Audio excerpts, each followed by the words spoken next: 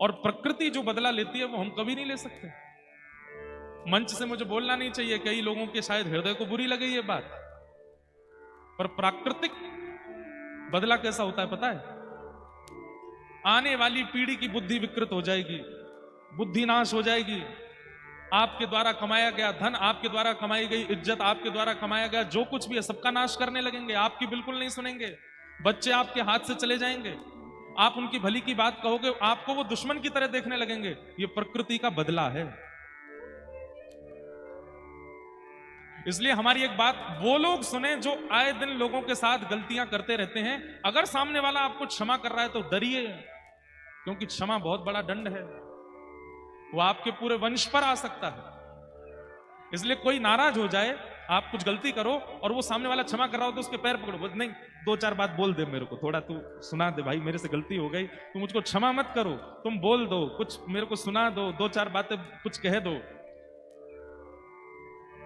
क्योंकि क्षमा उस व्यक्ति का तो कल्याण करता है जो क्षमा करता है, पर जिसको क्षमा मिलती है उसका भविष्य खतरे में आ जाता है। बहुत सावधानी से सुनिएगा इस बात।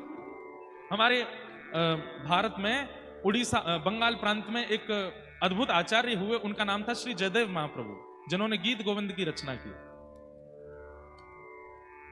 हमारे अगर कुछ श्रोता यहां बैठे होंगे जो कथा नियमित सुनते हैं, उनको गीत गोविंद के बारे में पता होगा। महाप्रभु जगन्नाथ जी गीत गोविंद सुनने के लिए दौड़े चले आते हैं। एक कोई लाली जगन्नाथ जी बना के भी लाई है, पीछे से दिखा रही हैं। एक पंक्ति गा देते हैं बस। अभिनव जलधार सुंदर रतमंदर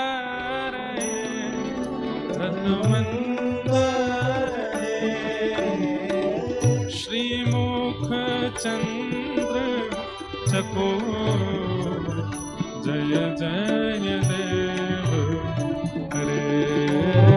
श्रीमुख चंद्र चकोर जय जय देव हरे।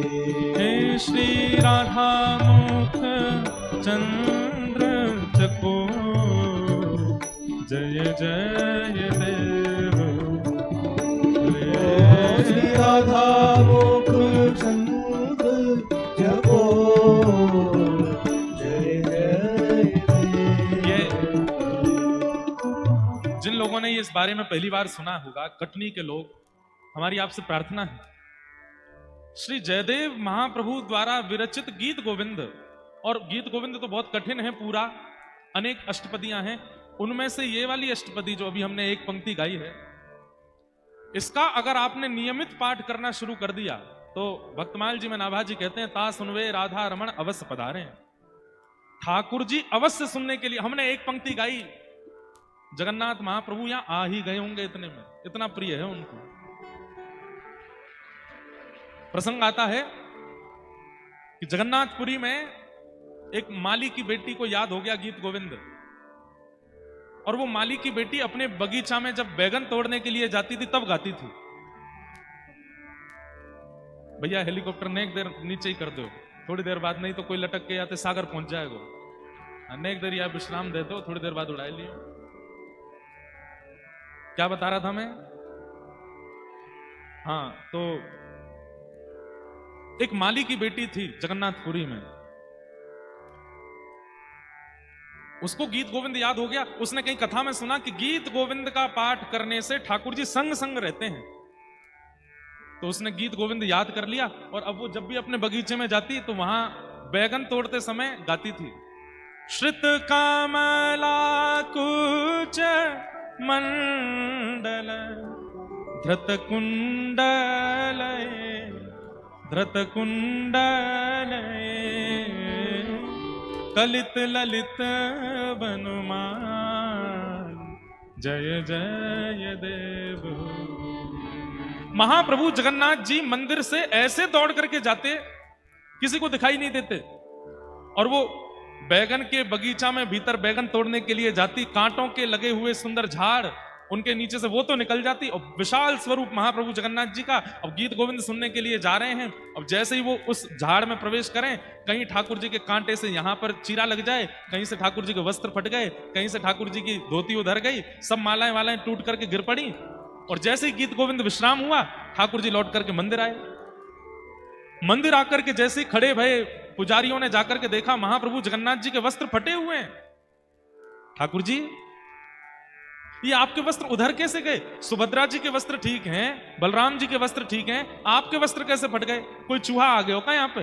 कुतर गए हो आपके वस्त्र ने?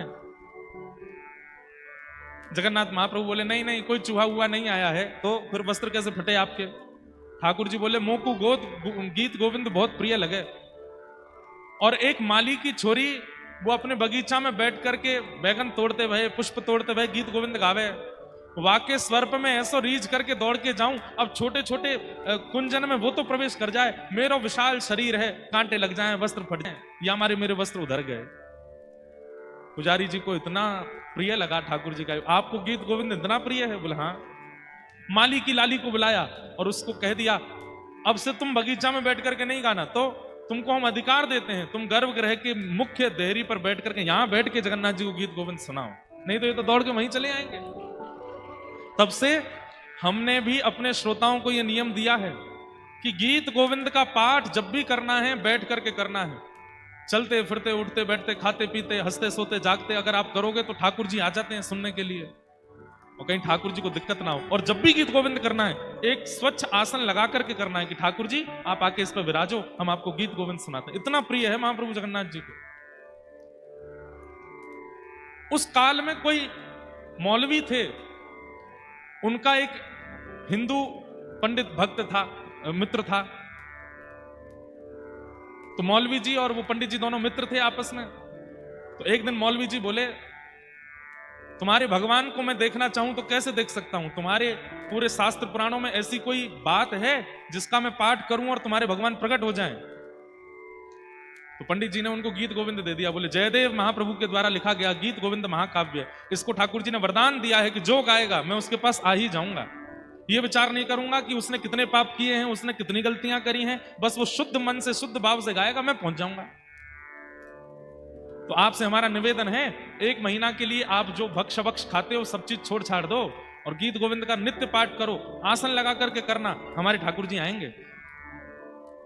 तो मौलवी जी ने संस्कृत याद की और नित्य गीत गोविंद का पाठ करते आसन लगा करके, छुप करके, कोई देखे ना।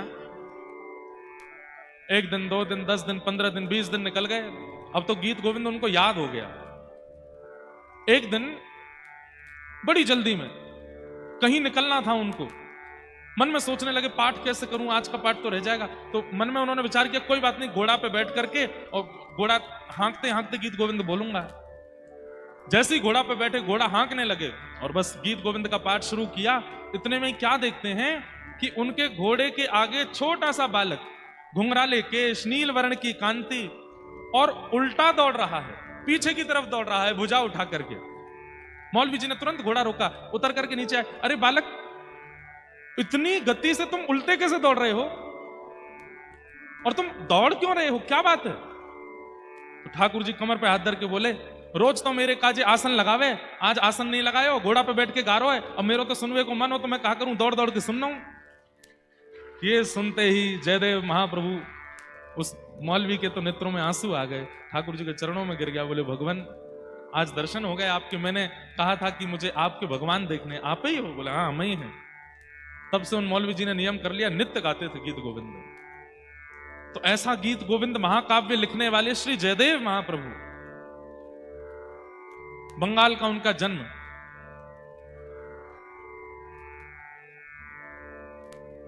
उनके साथ एक लीला हुई कि एक बार वो अपने किसी शिष्य के यहां से प्रसाद पाकर के कहीं जा रहे थे। खूब सारा धन धान्य सोना चांदी उनके पास था। बीच मार्ग में कुछ लुटेरों ने उनके रथ को रोक लिया और सारा धन हरण कर लिया। जयदेव महाप्रभु बोले भैया तुम सब ले जाओ, हमको छोड़ दो। तो डाकुओं ने सोचा कि इसने हमारा मुंह देख लिया है, हमारा रूप पहचान लिया है, ये राजा को जाकर के हमारे बारे में बता देंगे, हमारी मृत्यु हो जाएगी, हम पकड़े जाएंगे। तो उन डाकुओं ने क्या किया, महाप्रभु जी को पकड़ के आधी रात में दोनों हाथ और पैर काट दिए जयदेव महाप्रभु के, और उनके बचे हुए शरीर को एक कुआं में फेंक करके रथ लेकर के चले गए। जयदेव महाप्रभु वहीं कुआं में पड़े पड़े गीत गोविंद गा रहे हैं, ठाकुर जी का स्मरण कर रहे हैं। तभी एक नगर का राजा वहां से निकल रहा था। उसने जैसे स्वर सुना तो वो राजा भी गीत गोविंद का पाठ करता था, पर जयदेव महाप्रभु से कभी मिला नहीं था। उसे पता था कि जो गीत गोविंद मैं करता हूं वो किसी जयदेव महाप्रभु ने लिखा है, पर उनका दर्शन नहीं हुआ आज तक मुझे। कुआं में झांक करके देखा तो बिना हाथ बिना पैर का कोई व्यक्ति, और मंद मंद मुस्कुरा रहा है, रक्त की धार बह रही है, और बस जगन्नाथ जी को याद कर रहे हैं। सैनिकों से कहा जल्दी निकालो इनको बाहर। जयदेव महाप्रभु को बाहर निकाला, पूछा आप कौन हैं? जयदेव महाप्रभु ने अपना परिचय नहीं दिया, बोले कि बस मैं तो जगन्नाथ जी का भक्त हूं, यहां से जा रहा था, किसी व्यक्ति को कुछ चाहिए था, लूट के ले गया, मेरे हाथ पैर काट गया। अरे भगवान आप मेरे नगर चलिए, मैं आपकी चिकित्सा करवाऊं। और जयदेव महाप्रभु को लेकर के गए, उनकी मल्लम पट्टी आदि करवाई, चिकित्सा करवाई, और राजा ने जयदेव महाप्रभु को अपना राजगुरु बना करके अपने पास बैठा लिया। आज्ञा मांगी, ध्यान से सुनिएगा सब लोग। एक दिन जयदेव महाप्रभु से आज्ञा मांगी कि हे महाप्रभु जी आप मुझे आज्ञा कीजिए कि मैं एक नियम धारण करना चाहता हूं। जयदेव महाप्रभु ने कहा एक ही नियम धारण कर लीजिए। बोले क्या? नित्य 1 घंटा के लिए अपने द्वार सब ब्राह्मणों के लिए और सब याचकों के लिए खोला करो, वो जो मांगे उनको दिया करो। 1 घंटे के लिए खूब दान पुण्य किया करो, और 1 घंटे में जो आ जाए और जो मांगे सब दे दो। राजा ने कहा जो आज्ञा। अब तो महाराज पूरे भारत में हवा की तरह बात फैल गई कि उड़ीसा प्रांत में एक राजा है, 1 घंटे के लिए द्वार खोलता है, उतने में जो पहुंच जाए जो मांगते हैं सब देता है। बड़े बड़े ब्राह्मण बड़े बड़े याचक सब आने लगे। तो वो जो चोर थे जिन्होंने जयदेव महाप्रभु के हाथ पैर काटे, उनके मन में आया कि एक राजा मुंह मांगी वस्तु प्रदान करता है, हम भी ब्राह्मण बन के चले जाते हैं, मांग लेंगे राजा से। उन्हें यह नहीं पता था कि जिनके हाथ पैर हमने काटे वो वहीं बैठे हैं। चारों ब्राह्मण बनकर के जैसे ही राजा की सभा में पहुंचे, राजा के सिंहासन के बगल में जब जयदेव महाप्रभु को देखा तो चारों घबरा गए। बोले अरे ये तो वही हैं जिनके हाथ पैर हमने काटे थे, ये हमारा रूप जानते हैं, ये राजा को सब सत्य बता देंगे, यहां से निकलने में ही फायदा है। जैसे ही चारों वहां से जाने लगे तो जयदेव महाप्रभु समझ गए कि संकोच में यहां से भाग रहे हैं। उन्होंने तुरंत कहा अरे राजन राजन देखो आज कितनी बड़ी कृपा, गुरुकुल में हमारे साथ पढ़ने वाले हमारे मित्रगण आए हैं, इनको बुलाओ। अब यहां क्या हुआ? किसी की घनघोर गलती पर क्षमा किया जा रहा है उसको, इसका परिणाम देखिएगा।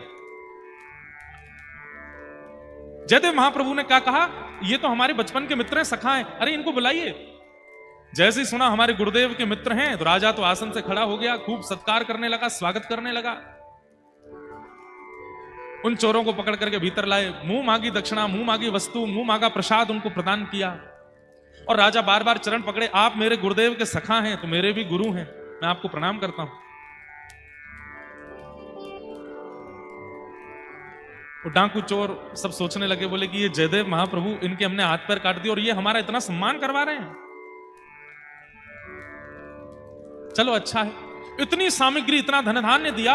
राजा ने कहा ये सब आप लेकर के जाओ। तो उठा नहीं पा रहे थे तो राजा ने सैनिक भेजे उठा करके सामान के इनके आश्रम तक छोड़ के आओ, इतना सामान दिलवाया। जब ये सैनिक सामग्री उठा करके चल रहे थे तो बाहर जाकर के उन सैनिकों ने पूछा महाराज आप लोग कौन हैं? हमारे यहाँ इतने बड़े बड़े ब्राह्मण आते हैं, इतने बड़े बड़े याचक आते हैं, पर इतना सम्मान, इतनी सामग्री, इतना धन धान्य आज तक किसी को नहीं दिया गया। ये हमारे राजगुरु जो हैं जिनके हाथ पैर नहीं हैं, इन्हें आप बचपन से जानते हैं, इनके हाथ पैर कैसे कट गए, जरा इसके बारे में आपको पता है? तो वो चारों चोर क्या बोलते हैं, देखो आज वो राजगुरु बना बैठा है लेकिन सच्चाई हमसे पूछो। बोले क्या सच्चाई? बोले जब हम बचपन में गुरुकुल में पढ़ते थे तो हमारे गुरुजी के सोने के पात्र इसने चोरी कर लिए थे, झूठ बोलने लगे। और जब इसने सोने के पात्र चोरी किए तो गुरुदेव को जब पता चला तो गुरुदेव ने हमको आज्ञा करके कहा वन में ले जाओ, ले जाकर के इसका सर धड़ से अलग कर दो, गुरुद्रोही है, गुरु के यहां चोरी करता है। हम इसको वन में लेकर के गए पर हमको इस पर दया आ गई, हमने इसका गला तो नहीं काटा पर हाथ पैर काट दिए, इसको छोड़ दिया। जैसे ही उन चोरों ने झूठ बोला, इतना बड़ा जघन्य अपराध किया, उसी समय पृथ्वी बीच से फट गई और वो चारों पृथ्वी में समा गए, प्रकृति ने उनको नष्ट कर दिया। ये क्षमा का स्वरूप है। अगर कोई व्यक्ति आपकी गलती पर क्षमा किए जा रहा है, क्षमा पर क्षमा किए जा रहा है, और आप फिर भी गलतियों पर गलतियां किए जा रहे हो, तैयार रहिएगा, प्रकृति बहुत बलवान होकर के आएगी फिर। और प्रकृति जब बलवान होती है ना, अभी हम एक पद गा रहे थे, पंजाब में कथा थी, ऊधो जब टेढ़े दिन आवे, ऊधो जब टेढ़े दिन। क्या पद है? व्यक्ति के जब टेढ़े दिन आते हैं, और ये टेढ़े दिन कब आते हैं? जब प्रकृति नाराज होती है, तब उसके टेढ़े दिन आते हैं। और जब व्यक्ति के प्रकृति नाराज होती है, कितना भी वो प्रयास कर ले, कोई उसकी सहायता नहीं करता। इसलिए हमारी आपसे प्रार्थना, अपराध करने वाले सावधान हो जाइए। जिसके प्रति आप अपराध कर रहे हैं, अगर उसने आपको क्षमा कर दिया तो प्रकृति बहुत खतरनाक बदला लेगी। और बाकी सबसे हमारी प्रार्थना, आपके साथ कोई कितना भी कुछ कर ले, आप उसको क्षमा ही करो, क्योंकि क्षमा सबसे बड़ा दंड है। धृति पहला पात्र, क्षमा दूसरा पात्र। ये सारे पात्र आपको अपने जीवन में लाने हैं। और तीसरा पात्र है दम। दम का अर्थ क्या है? संयम। अपनी इंद्रियों का दमन करना, उसको दम कहते हैं। इंद्रियों का दमन कैसे? जीव कुछ खाना चाहती है और उसको खिलाने के लिए आप तुरंत दुकान पर जाते हो, खा लेते हो, इसका मतलब आप दम नहीं कर रहे हो। आपकी इंद्रिय कोई इच्छा प्रकट करती है और आप उस पर वशीकरण कर रहे हो, उसको नहीं खिलाते हो, तो आप श्रेष्ठ माने जाओगे। कुछ खाने की इच्छा, कुछ पीने की इच्छा, कुछ पहनने की इच्छा, कुछ भोगने की, अपनी इंद्रियों से सुख अनुभव करने वाले लोग अगर अपनी इंद्रिय सुख को समाप्त करते हैं तो उसको दम कहा जाता है। इसका अभ्यास किया कीजिए। आपकी इंद्रिय जो इच्छा प्रकट करे, मत दीजिए उसको वो वस्तु। प्रयास करो, महीना में एक आध बार चलेगा सब कुछ, लेकिन रोज रोज उसको जो चाहिए अगर आप देने लग जाएंगे तो इंद्रिय इतनी बलवान हो जाएगी, इतनी खतरनाक हो जाएगी, एक दिन वही इंद्रिय ऐसी याचना करेगी जो कि जघन्य पाप का स्वरूप धारण कर लेगी। इसलिए इंद्रियां बलवान किससे होती हैं? उनकी इच्छा पूरी करने से। आंखों को कुछ देखने की इच्छा है, अब आप उन आंखों को दिखाते ही रहोगे संसार की वस्तु, तो आंखें इतनी बलवान हो जाएंगी कि एक दिन ऐसा कुछ देखने की याचना करेंगी जो पाप होगा। जीव को मन चाही वस्तु खिलाते रहोगे तो जीव एक दिन इतनी बलवान हो जाएगी, ऐसी वस्तु की याचना करेगी जो जघन्य पाप होगा। आपने देखा संत महापुरुष अपना जल संग लेके चलते हैं, अपने रसोईया साथ लेके चलते हैं, सबके यहाँ का नहीं पाते, सबके हाथ का नहीं पाते, कुछ भी नहीं पाते, संयमित रहते हैं। और ये संयम तीसरा पात्र है। हम ये नहीं कहते कि आप कुछ भी मत देखो, कुछ भी मत खाओ, पर थोड़ा उस पर संयम रखो, संयमित रहो।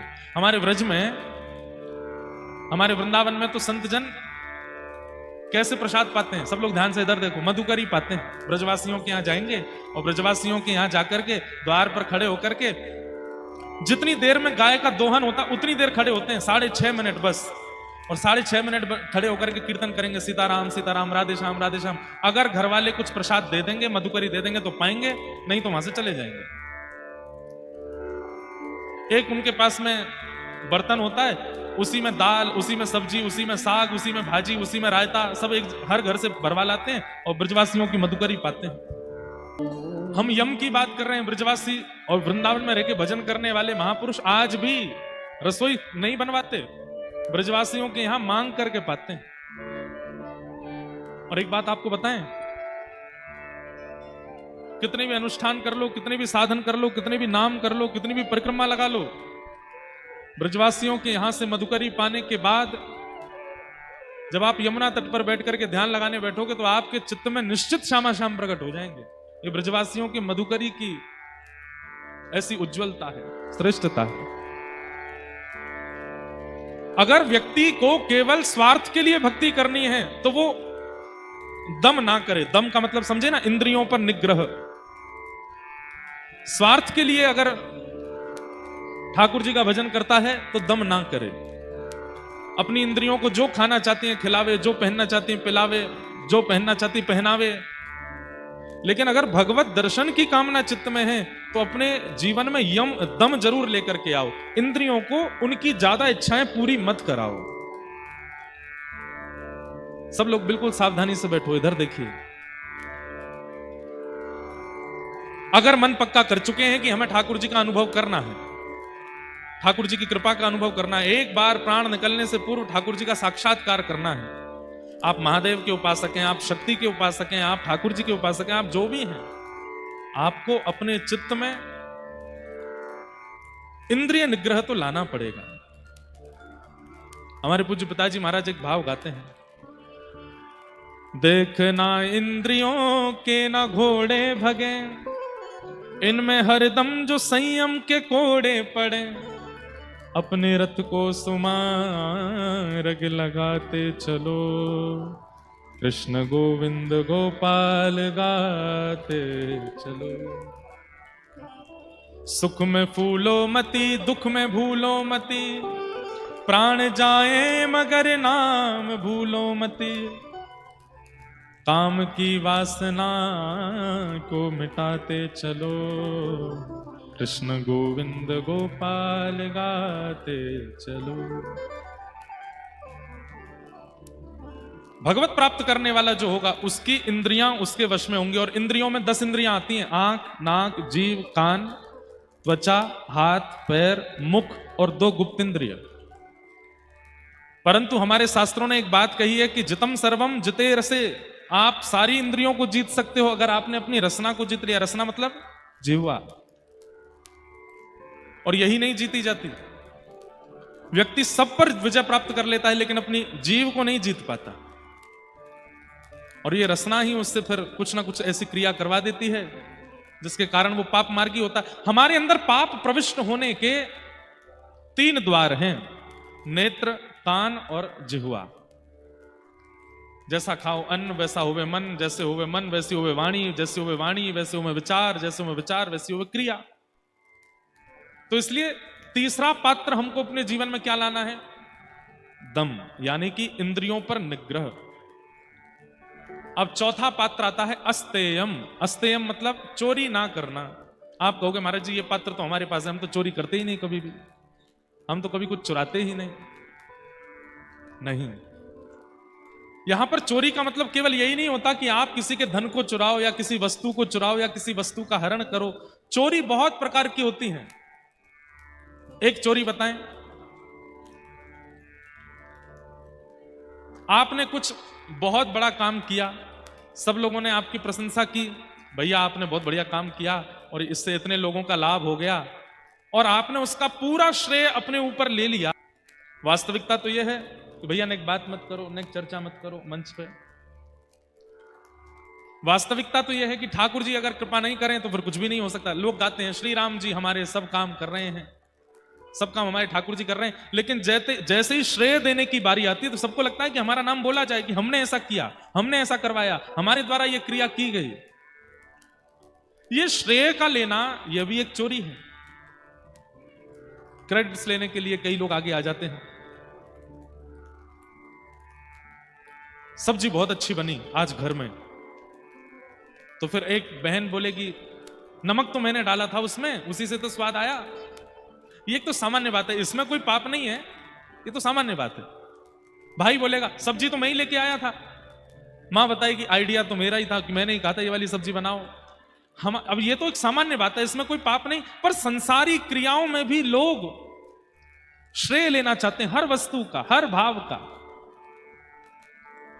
अरे भैया ये मंत्री जी बन गए, तो फिर 4 लोग पीछे से बोलते भी हैं, अच्छा हमने ही इनको सिखाया था, हम ही इनको अपनी साइकिल पर बैठा बैठा के यहां लेके गए, वहां ले गए, ये कराया वो कराया, आदि आदि। ये श्रेय लेना यह भी एक चोरी है। ठाकुर जी की कृपा से सब हो रहा है, और आपके प्रारब्ध कर्मों के कारण आपको जो भी प्राप्त हो रहा है, जो भी छूट रहा है, सब होता है। अब हम लोग ऐसे हैं, हमें अगर कुछ श्रेष्ठ प्राप्त हो जाए तो वो मैंने परिश्रम करके प्राप्त किया, और अगर कुछ मुझसे छूट जाए, मुझसे कुछ बिछुड़ जाए, मुझसे कुछ दूर हो जाए, तो ठाकुर जी से कहते हैं हे नाथ आपने इस वस्तु को मुझसे दूर कैसे कर दिया। ठाकुर जी बोले जब मिली थी तब तो मुझे श्रेय दिया नहीं, और जब छूट रही है तो फिर मुझसे क्यों मांग रहे हो? तुमने प्रकट की थी, अपने आप से पूछो कैसे जा रही है वस्तु।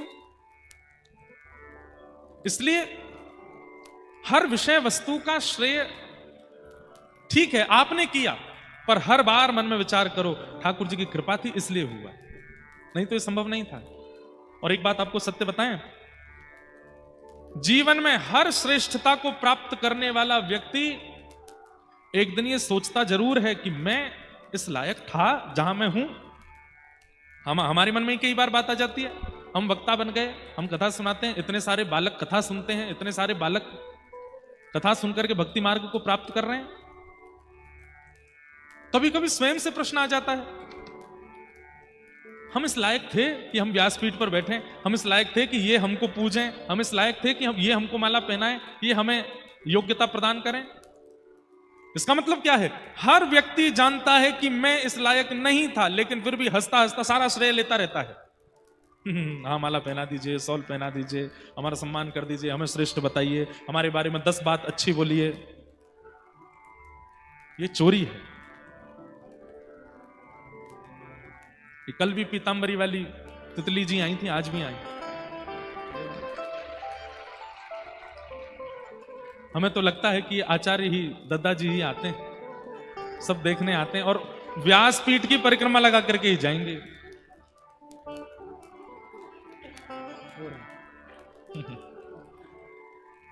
कल भी आए थे, दादाजी महाराज देखने आते हैं।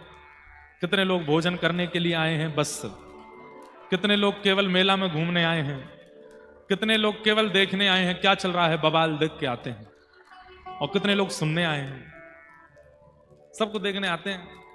हर प्रकार के लोग हैं, इतने भांति के लोग आए हैं यहां पर। कथा सुनने वालों का सेक्शन अलग है, काट छाट करने वाला उत्सव कैसा है कैसा नहीं है, क्या व्यवस्था है क्या नहीं है, ऐसे लोग अलग हैं, निमंत्रित लोग अलग हैं, और केवल इस बात की फिराक में बैठे हैं कब कथा पूरी हो, भोजन पावे, भोग मिले, प्रसाद मिले, इसलिए अलग बैठे हैं। सबको परखने देखने आते हैं। तो अस्तेयम, बंधुओं श्रेय दिया करो, लिया मत करो। हमारे ठाकुर जी का स्वरूप है, सबको श्रेय देते हैं। श्रीमद् भागवत जी में कथा आती है कि जब कुंती के गर्भ के, उत्तरा के गर्भ के शिशु को भगवान ने ब्रह्मास्त्र से बचाया, तो सब लोग ठाकुर जी की जय जयकार करने लगे। तो ठाकुर जी ने ही रक्षा की थी, लेकिन ठाकुर जी तुरंत क्या बोलते हैं, अरे मैं तो तुम्हारे सामने खड़ा हूं, मैंने रक्षा नहीं की है। तो कुंती, ये उत्तरा के गर्भ का बालक बच कैसे गया? ठाकुर जी बोले, उत्तरा ने इतना भजन किया है, उत्तरा ने इतना तप किया है, उत्तरा ने इतना भगवान का यश गाया है कि उन सब भजन के प्रताप से ये ब्रह्मास्त्र नष्ट हो गया, इसका बालक बच गया, मैंने कुछ नहीं किया। लेकिन वास्तविकता क्या थी? एक रूप से ठाकुर जी बाहर खड़े थे और एक रूप से अंगुष्ठ मात्र वायु का आश्रय लेकर के वायु की तरह नासिका से गर्भ में प्रवेश करके रक्षा कर रहे थे। ठाकुर जी का स्वरूप कैसा है? श्रेय देते हैं दूसरों को, स्वयं करते हैं पर श्रेय दूसरों को देते हैं। और हम कैसे हैं? दूसरा कर दे उसमें भी श्रेय खुद लेते हैं। हमने किया। मुख्यमंत्री जी आए थे तो पहले ही देख लेते हैं स्क्रीन में कौन सा कैमरा है जहां से हम पीछे दिख जाएंगे। हम खड़े थे, उतने का स्क्रीनशॉट लेके घर में लगवा देंगे, देखो मुख्यमंत्री जी के साथ खड़े थे हम। हमने फोन करके बुलवाए थे, हमने ही मंच पे बैठाए थे। श्रेय लेना ये तो बहुत सामान्य सी बातें हैं जिनको हम मंच से बोल सकते हैं। ऐसी भी कई बातें जिनको हम यहां से बोल नहीं सकते, लोग उसमें भी श्रेय लेते हैं। कहीं किसी का ब्याह अच्छा हो जाए, लड़का लड़की अच्छे मिल गए, दोनों का ब्याह हो गया, अच्छा जीवन चलने लगा, लोग प्रशंसा, अरे भाई उनका विवाह बहुत अच्छा हो गया, दाम्पत्य जीवन बहुत बढ़िया। हमने ही तो बताया था, हमने ही तो करवाया था, हम ही ढूंढ के लाए थे लड़की को, हमने ही कहा था इससे ब्याह कर दो। और अगर दोनों में नहीं बनी तब ढूंढो, कहां है भैया बिचौलिया, कौन ढूंढ के लाया था? हमने तो भैया पहले ही कही थी सोच समझ के ब्याह करना, हमारी मानी नहीं किसी ने। हम भले ही बताए थे लड़की, लेकिन हमने पहले ही कहा था कि अपना बुद्धि विवेक लगाना। अच्छे कार्यों में श्रेय लेना ये एक प्रकार की चोरी है। अस्तेयम, संसार में चोरी तो हम करते ही हैं, ठाकुर जी की भी चोरी करते हैं। परिश्रम किया, मेहनत किया और उसके बाद भी फेल हो गए तो ठाकुर जी को दोष देते हैं, ठाकुर जी हमारा भला नहीं चाहते, ठाकुर जी हमको पास नहीं किए। और परिश्रम न करने के बाद भी, सामान्य सी पढ़ाई करने के बाद भी पास हो गए तो फिर गाने लगेंगे, दिन रात एक कर दिया था, किसी कार्यक्रम में जाते नहीं थे घर के, मैं रोज पढ़ता था, रोज करता था। श्रेय लेना ये अच्छा नहीं। इसलिए हर दिन आप श्वास भी ले रहे हो, इस बात का धन्यवाद ठाकुर जी को किया कीजिए कि आज मैं श्वास ले पा रहा हूं, आपकी कृपा है ना। शास्त्र तो ऐसा भी कहते हैं कि रात्रि में जब आप सोते हैं और जब आप सुबह उठते हैं तो आंख खोल करके जब आपको पता चलता है कि नहीं हम जीवित हैं, तो ठाकुर जी को प्रणाम किया करो, धन्यवाद आपने आज भी हमें जीवित रखा, क्योंकि रात्रि में सोए थे, हम तो कहीं और चले गए तो चाहते तो हमारे प्राण निकल सकते थे, पर आज भी हम जीवित हैं, आपकी बड़ी कृपा है। हर घड़ी, हर क्षण, हर स्थिति में ठाकुर जी को धन्यवाद कहते रहो, नाथ आपकी बड़ी कृपा है। मैं योग्य नहीं हूं, देने वाले ने दिया, वह भी दिया किस शान से, मेरा है यह लेने वाला, कह उठा अभिमान से, मैं मेरा यह कहने वाला, मन किसी का है दिया, मैं नहीं मेरा नहीं, यह तन किसी का है दिया। हमारा जन्मदिन था, किसी ने हमको चश्मा दिया, किसी ने जूते दिए, किसी ने घड़ी दी, किसी ने बहुव्यंजन पदार्थ दिए, किसी ने सोने का कड़ूला, किसी ने चांदी की कड़ूला, सब दिए, किसी ने कान की बाली दी, किसी ने गले में चैन पहनाई, सब कुछ दिया। देने के बाद इतने सारे लोग सब पूछने लगे, अच्छा महाराज जी एक बात बताओ, क्या आपको सबसे अच्छा उपहार किसने दिया? इतने लोग उपहार लेकर के आए, पर सबसे अच्छा उपहार कौन सा था? तो मन में बात आई, 28 वर्ष पहले ठाकुर जी ने सबसे अच्छा उपहार शरीर दिया, सबसे बढ़िया उपहार दिया। क्यों? आपने चश्मा तो दिया, लेकिन ठाकुर जी ने आंख ही नहीं दी होती तो क्या करते? आपने सोने का कंगन तो दिया, लेकिन हाथ ही नहीं दिए होते ठाकुर जी ने तो? आपने जूते तो दिए, पैर ही नहीं मिलते तो? आपके द्वारा प्रदान की गई वस्तु और संसार के द्वारा प्रदान की गई वस्तु का हम धन्यवाद कहते रहते हैं। मेरे मित्र ने मुझको ये दिया, मेरे सखा ने, मेरे परिवारियों ने मुझको ये दिया। कभी ये क्यों नहीं विचार किया कि उन्होंने जो दिया वो अभी तब सार्थक हुआ जब ठाकुर जी के द्वारा प्रदत्त शरीर मिला। अगर यही नहीं मिला होता तो? सुबह से शाम तक छोटी से छोटी वस्तु का भी श्रेय ठाकुर जी को दिया करो। हे नाथ, मेरी योग्यता नहीं है, ये आपने मुझे दिया।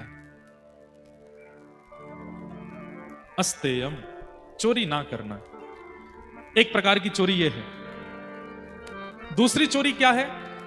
आप अगर किसी से कुछ अच्छा सीखते हो, उस व्यक्ति को सब जगह मेंशन किया करो। मेंशन करने का मतलब केवल सोशल मीडिया पे नहीं, मेंशन करने का मतलब है कि कहीं गए, वहां जाकर के किसी को आपने, आपकी किसी दिनचर्या से कोई व्यक्ति प्रभावित हो गया, भैया आपकी दिनचर्या हमको बहुत अच्छी लगी, तो जिससे सीखा है उसका नाम बोला कीजिए, हमने उनसे सीखा। आपके घर की ये बात हमको बहुत अच्छी लगी, हमको उनकी आज्ञा हुई तब से हमने किया। पर आजकल लोग पता क्या करते हैं? दिनचर्या, किसी ने दिनचर्या की प्रशंसा कर दी, किसी ने शरीर की प्रशंसा कर दी, किसी ने गायकी की प्रशंसा कर दी, किसी ने भोजन की प्रशंसा कर दी। तो जिससे सीखा उसको भुला देते हैं हम लोग, अपने आप को प्रधानता देते हैं, हमने ऐसा किया, हमने ऐसा किया, हमने ऐसा किया। नहीं, आज मैं नहीं बोल रहा हूं, मेरी सामर्थ्य नहीं है। हमारे पीछे विराजमान श्रीनाथ जी विराज रहे हैं। वक्ता को वंशी बना करके ठाकुर जी ही अपने अधर पर धारण करके बजाते हैं, और ठाकुर जी जैसे प्राण पिरोते हैं वैसा स्वर वक्ता के मुख से निकलने लगता। वक्ता की क्या योग्यता है? एक क्षण नहीं लगेगा, एक क्षण वायु का ऐसा झोंका आएगा, पूरा गला चौक हो जाएगा, एक शब्द नहीं बोल पाऊंगा मैं, पर बोल रहा हूं, सुना रहा हूं, इसमें ठाकुर जी की कृपा है। जिससे सीखा है, जिससे प्राप्त किया है, उसको सदा मेंशन किया करो, नहीं तो वो चोरी मानी जाएगी। धृति, क्षमा, दम, अस्तेयम। और अब 5वां पात्र है, 10 पात्रों के बारे में हमें सुनना है। 5वां पात्र क्या है? हमने पात्र क्यों बोल रहे हैं? हमारे पास पात्र है तभी तो ठाकुर जी कृपा की उसमें बिंदु डालेंगे। तो 5 पात्र 4 पात्र हमने सुन लिया, 5वां पात्र क्या है? शौच। शौच का मतलब पवित्रता। पवित्रता, शरीर की पवित्रता बताने की जरूरत नहीं है, सब लोग नहाते धोते हैं, सब कुछ करते हैं, पर हृदय की पवित्रता और विचारों की पवित्रता होना बहुत आवश्यक है। शरीर कितना भी नवा धुआ हो, हृदय और विचार यदि पवित्र नहीं है, ठाकुर जी कृपा नहीं करते। 3 बार नहाइए दिन में, सुबह उठते ही नहा लीजिए, दोपहर में फिर नहा लो, रात में सोने से पहले फिर नहाओ, और मन में विचार करो मैं परम पवित्र हूं, मेरे से ज्यादा शुद्ध कोई नहीं है। स्वच्छता और पवित्रता दोनों में अंतर होता है। हम स्वच्छ रहते हैं, पवित्र नहीं। हम स्वच्छता पर ध्यान देते हैं, पवित्रता पर नहीं। ऐसा मत सोचिएगा कि हम हमारे भारत की जो एक विचारधारा है उस पर कहीं उसका कटाक्ष कर रहे हैं। स्वच्छता पर ध्यान देना है, अपने नगर स्वच्छ बनाने हैं, घर स्वच्छ बनाने हैं, प्रांत स्वच्छ बनाना है, परंतु देह को स्वच्छ नहीं, पवित्रता की आवश्यकता है। और देह की पवित्रता विचारों से होती है। देह की पवित्रता विचारों से होती है। और विचारों में पवित्रता कहां से आती है? जितने सीधे, जितने सरल, जितने सहज, उतना विचार पवित्र होंगे। व्यक्ति जितनी चतुराई अपने अंदर ले आएगा, उतनी विचारों की शून्यता होती चली जाती है। हमारी बात सुनिए, सब लोग इधर देखिए ध्यान से। व्यक्ति को चतुर बनने का एक चाव रहता है कि मुझे सब आना चाहिए, मेरे साथ कोई छल ना करे, मेरे साथ कोई कपट ना करे। और इसी बात को करते करते व्यक्ति इतना चतुर हो जाता है, बातों में चतुराई, नेत्रों में चतुराई, उसके उठने बैठने में चतुराई, उसके बोलने में चतुराई, सब चीज में चतुराई विद्यमान होती है। एक और खो गए हैं कि दूसरे हैं? दूसरे हैं। अरे मैया तेने काठानी मन में, बालक छोड़ दियो वन में। हे भगवान, कटनी की माताओं आपको प्रणाम। बेचारी डर के मारे माताएं उठती और नहीं होंगी, पता चल जाएगा हमारा है। देख लो माता जी, जिनके लाला हूं ले जाओ भैया इनको। क्या नाम है इनका? मिल गई क्या?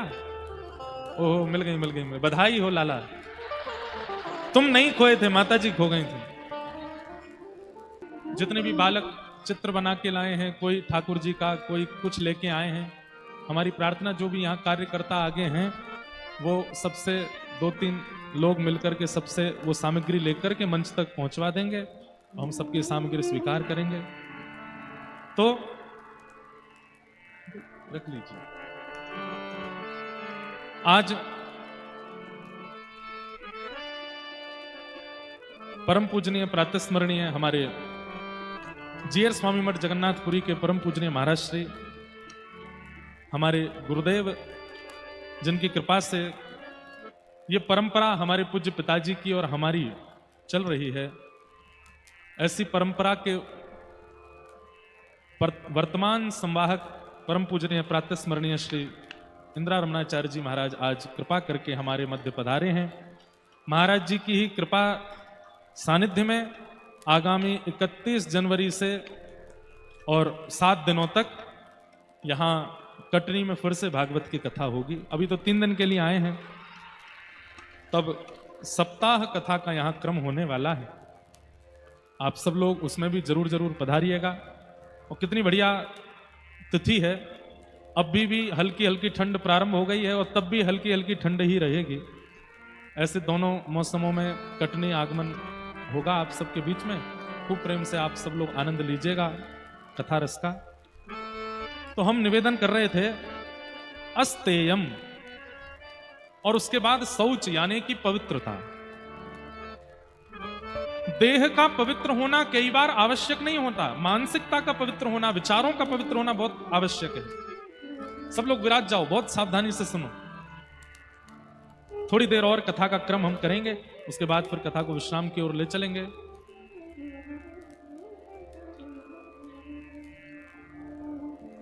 कर्माबाई, महाप्रभु जगन्नाथ जी के लिए जो खिचड़ी बनाती हैं, सब लोगों से हमारी प्रार्थना, विराज जाओ, थोड़ी देर श्रवण करो। कर्माबाई के लिए एक बात बड़ी प्रसिद्ध है, सब लोग ऐसा विचार करते हैं, सबको पता है कि कर्माबाई जब ठाकुर जी की प्रसादी बनाती तो ज्यादा आचार विचार का ध्यान नहीं रखती थी। स्नान करना, पूजन करना, तिलक स्वरूप लगाना, उसके बाद प्रसाद बनाना, ऐसा नियम नहीं था कर्माबाई का। कर्माबाई तो सुबह उठती और बस सीधे चूल्हा चिताया, उस पर पतीला धरा और खिचड़ी बनाना प्रारंभ, स्नान आदि सब बाद में। और उस खिचड़ी को खाने महाप्रभु जगन्नाथ जी दौड़े दौड़े आते थे। अब आप अगर तन की पवित्रता देख रहे हैं कर्माबाई, और कहीं ऐसा मत कर लेना कि कर्माबाई की तरह आप भी कल से प्रारंभ कर दो, चलो बिना नहाए धोए हम भी बना के देखें ठाकुर जी आ रहे हैं कि नहीं। नहाए धोए तो आए नहीं आज तक, बिना नहाए देखें नहीं। बात वहां आती है कि कर्माबाई का चित्त पवित्र है, विचार पवित्र हैं। जहां चित्त और विचार की शुद्धता होती है वहां तन का पवित्र होना आवश्यक नहीं। हमारे भागवत जी में भगवान के एक अवतार का वर्णन आता है। कौन सा अवतार? दत्तात्रेय, श्री दत्तात्रेय भगवान। और श्री दत्तात्रेय, गुरु दत्तात्रेय के विषय में आता है कि जब यदु महाराज ने उनका पहली बार दर्शन किया तो कैसे हैं? अवधूत चिंतन श्री गुरुदेव दत्त। अवधूत, स्नान नहीं किया है, विचारों की पवित्रता से ही शुद्ध हैं, वस्त्र नहीं पहनते हैं, आकाश ही जिनके अंग को ढकता है, ऐसे दिगंबर। मतलब शरीर की क्रियाएं समाप्त हो जाती हैं अगर विचारों में शुद्धता आ जाए, बुद्धि में शुद्धता आ जाए। सब लोग इधर देखिए, सावधानी से सुनो, इधर देखो, हमारी तरफ देखो भाई, यहां देखो, दद्दाजी को देखो, इधर देखो। जैसे घोड़े के यहां ऐसे लगा देते हैं, वो कुछ और दिखता ही नहीं है, आप सब भी ऐसे लगा के कुछ आया करो, हमें ही देखो बस, और कुछ मत, दाएं बाएं मत देखो, सुनो कथा। हम लोगों के विचार पवित्र नहीं है, इसलिए नित्य स्नान करते हैं। स्नान करने में भी कितने सारे प्रोडक्ट्स लगाते हैं, साबुन लगाते हैं, बॉडी वॉश लगाते हैं, फेस वॉश लगाते हैं, फिर बॉडी लोशन लगाते हैं, फिर उसके बाद परफ्यूम लगाते हैं, फिर उसके बाद इत्र लगाते हैं, फिर उसके बाद क्या क्या नहीं करते, फिर भी दुर्गंध आती है हम में से। संतों के पास जाओ कभी, कोई बॉडी वॉश नहीं है, मिट्टी से नहाते हैं, कोई क्रीम नहीं है, तिलक स्वरूप चंदन लगाते हैं केसर का घिस करके।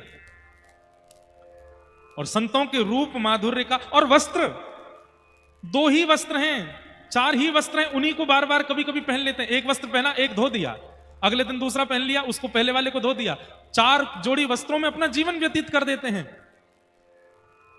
लाखों लाखों का सामान अपने शरीर पर प्रयोग करने वाले जब ऐसे महापुरुषों के सामने जाते हैं, फीके लगते हैं बिल्कुल।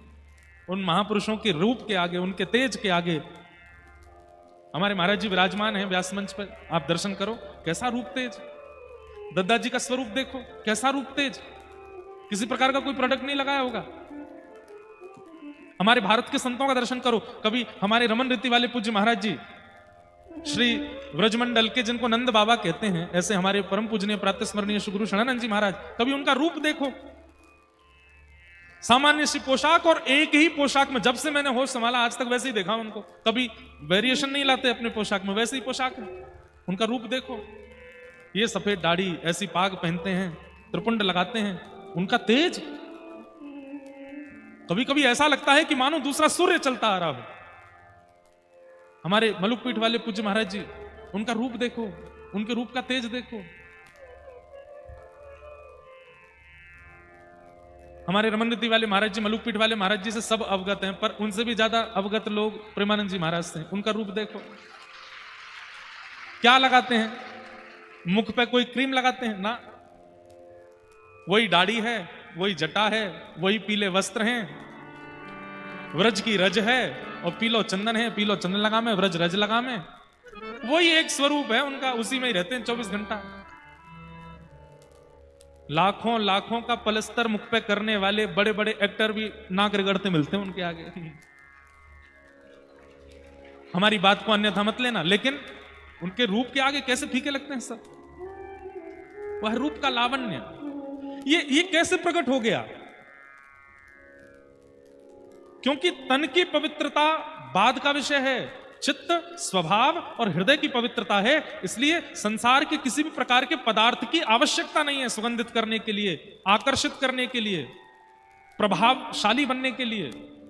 हम लोग केवल विचार और चित्तों को ही पवित्र नहीं कर रहे हैं, बाकी सबकी स्वच्छता, 3-3 बार नहाओ, ये वाला प्रोडक्ट लगाओ, ये वाली ये चीज लगाओ, बालों में ये लगाओ, आंख पे ये लगाओ, नाक पे ये लगाओ, होठ पे ये लगाओ। अरे महाराज, जितने शरीर में अंग हैं उतने ही क्रीम हैं, वो लगाओ, फिर भी तेज फीका ही रह जाता है। कई बार दिन में जिसको देखा था, रात में उसको देख लिया नहाने के बाद तो पहचान में नहीं आता ये वही है। सुबह कुछ और था, शाम को कुछ और है।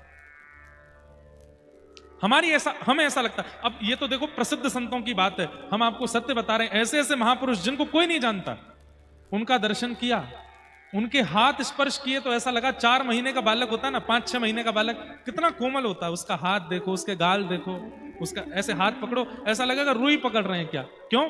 शुद्ध है। 4-5 महीने का बालक शुद्ध है।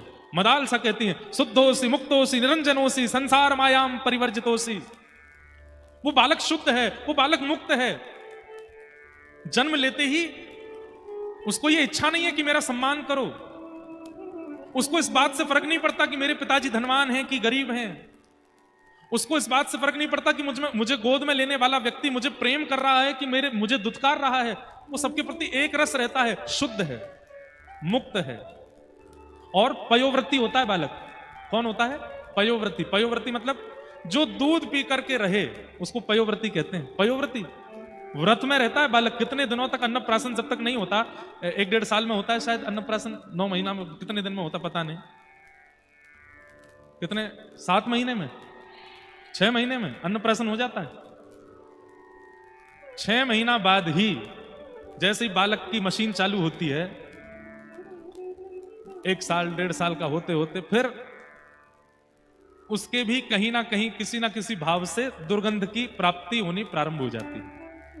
और धीरे धीरे फिर उसकी त्वचा की कोमलता धूमिल होने लगती है। फिर धीरे धीरे उसका रूप, जिसको देख के सबको लाड़ आता था, छोटे बालक को देख करके अत्यंत कठोर व्यक्ति भी, वो भी कैसा, अरे अरे आओ आओ गोदी में आओ, मेरे पास आओ, सब उसको गोद में लेना चाहते हैं। अत्यंत नीरस व्यक्ति जिसके मुख पे कभी प्रसन्नता ही नहीं होती, छोटे बालक को गोद में लेकर के वह भी प्रेम दिखा देता है। अरे वो बालक कैसा है? शुद्ध है, मुक्त है, निरंजन है, उसके अंदर कोई विकार नहीं है, इसलिए सबको आकर्षित करता है। ऐसा ही व्यक्ति जब अपनी आयु में हो जाए, 28 वर्ष में हो जाए, 35 वर्ष में हो जाए, 40 वर्ष में हो जाए, शुद्ध हो जाए, मुक्त हो जाए, निरंजन हो जाए, जैसे हमारे भारत के संत हैं, जैसे हमारे भारत के महापुरुष हैं, हमारे वृंदावन के महाराज जी हैं, वो आकर्षक हो जाते हैं। व्यक्ति ना चाहते हुए भी स्वाभाविक खिंचा चला जाता है उनकी ओर। हमारे वृंदावन में एक बहुत बड़ा डाकू रहता था, उसका नाम था नरवाहन। क्या नाम था? नरवाहन। हितरवंश महाप्रभु जब श्री राधा वल्लभ लाल जी को लेकर के वृंदावन आए, तब नरवाहन का बड़ा बोलबाला था। किसी ने हितरवंश महाप्रभु से कहा, आप ठाकुर जी लेके आए हो, इतने सारे सोने चांदी हीरे जवाहरात इनके साथ लेके आए हो, एक बार नरवाहन से मिल लीजिए, वो यहां का डाकू है, आप उससे मिल लेंगे, उससे बातचीत कर लेंगे तो वो मंदिर की संपत्ति को हरण नहीं करेगा। तो महाप्रभु जी बोले, हम किसी डाकू डकैत के पास नहीं जाएंगे, हमारे ठाकुर जी हमारी रक्षा कर लेंगे, हम नहीं जा रहे किसी के पास।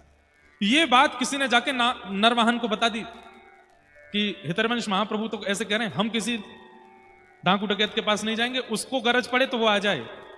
नरवाहन बोला, अच्छा मेरे ईगो को ठेस पहुंचा रहे हैं, बता, अभी पता नहीं है मैं कौन हूं। और नरवाहन अपनी तलवार आदि लेकर के महाराज पहुंच गया। राधा वल्लभ जी विराजमान थे उस समय, मदन टेर, ऊंची ठौर, मंदिर नहीं था, निकुंज में विराजते थे ठाकुर जी। जैसे ही पहुंचा नरवाहन, सुबह सुबह का समय, राधा वल्लभ जी का श्रृंगार करके हितरवंश महाप्रभु सामने बैठ करके पद गा रहे थे, और तभी नरवाहन पहुंचा। नरवाहन ने जैसे ही निकुंज को अपनी तलवार से अलग किया तो पीछे थोड़ी छटपटाहट सी हुई, थोड़ी जब वृक्ष वल्लरियां हिली,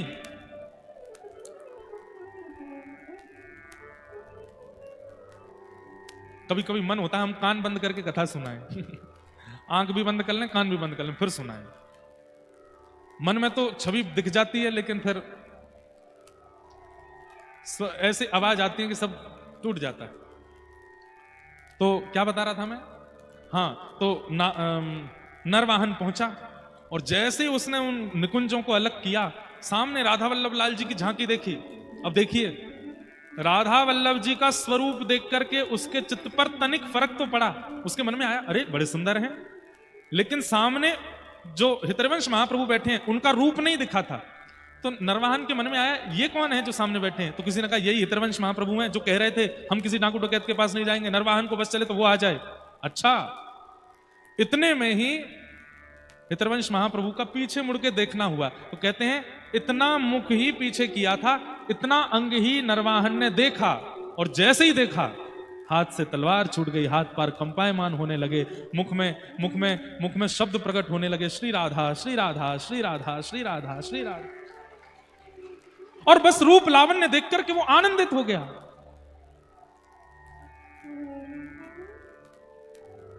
जिनका चित्त शुद्ध होता है, जिनके विचार शुद्ध होते हैं, बोलना तो बहुत दूर की बात है, उनकी उपस्थिति, उनका रूप लावण्य ही कल्याण कर देता है, रूप लावण्य ही समाधान कर देता है, उनका रूप स्वरूप ही आनंदित कर देता है। ऐसे श्री, तो हम क्या निवेदन करें? कर्माबाई, तो कर्माबाई शरीर से इतनी पवित्रता का ध्यान नहीं रखती थी, पर मन से वचन से बड़ी पवित्र। तो एक बार किसी संत ने कर्माबाई को टोक दिया, कर्मा रोज जगन्नाथ जी आते हैं तुम्हारे पास? बोले हाँ रोज आते हैं। कैसे आते हैं? भैया बात मत करो मंच पे बैठ के थोड़ी।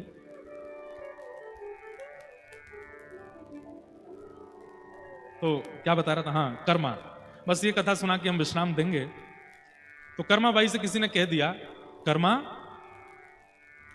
रोज जगन्नाथ जी आते हैं? अच्छा, कर्माबाई के यहां रोज सुबह सुबह भीड़ लगती थी लोगों की, क्योंकि जगन्नाथ जी जब आके प्रसाद पाके जाते तो जगन्नाथ जी की महक उसके घर से आती थी, जगन्नाथ जी की तन की माला वहां रह जाती थी, जगन्नाथ जी का कोई वस्त्र छूट जाता था, जगन्नाथ जी जहां बैठते थे तो वहां गोबर के चौका थोड़ा गीला हो जाता था, सब उसका दर्शन करने आते थे।